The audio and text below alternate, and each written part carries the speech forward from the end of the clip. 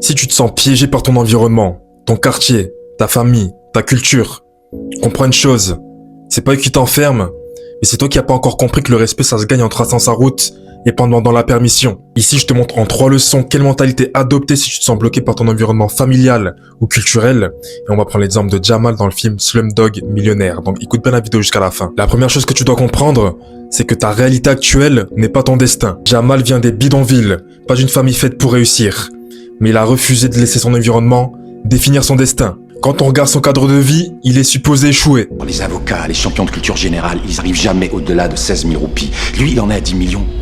Qu'est-ce que tu veux qu'il sache, ce sale pouilleux qui a passé sa vie dans les taudis?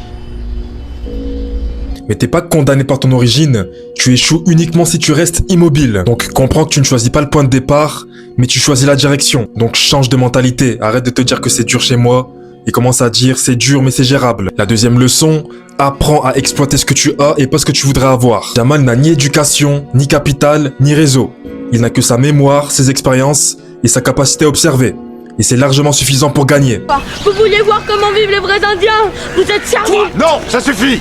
Alors je vais te dire une chose, tu vas voir comment vivent les vrais Américains, chérie. T'as raison. Voilà. Ce qui est bizarre chez toi, c'est que t'as pas l'air tellement intéressé par l'argent. Vous avez donc répondu Benjamin Franklin. Je suis obligé de vous dire que vous avez gagné 1 million de roupies.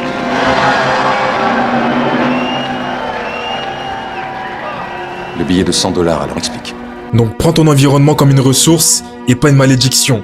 Ce que t'as vécu, c'est pas un fardeau, c'est une force. Fais une liste de 3 compétences que la vie t'a forcé à développer. Un homme stratégique ne se plaint pas de ses armes, il apprend à tirer avec ce qu'il a. La troisième leçon, l'énergie que tu mets à fuir ton environnement, mets-la dans la création de ton futur. Jamal aurait pu tomber dans la violence comme son frère, mais il a choisi son propre chemin.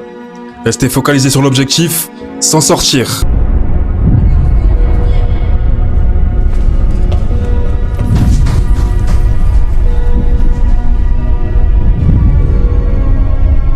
Qui est l'inventeur du revolver?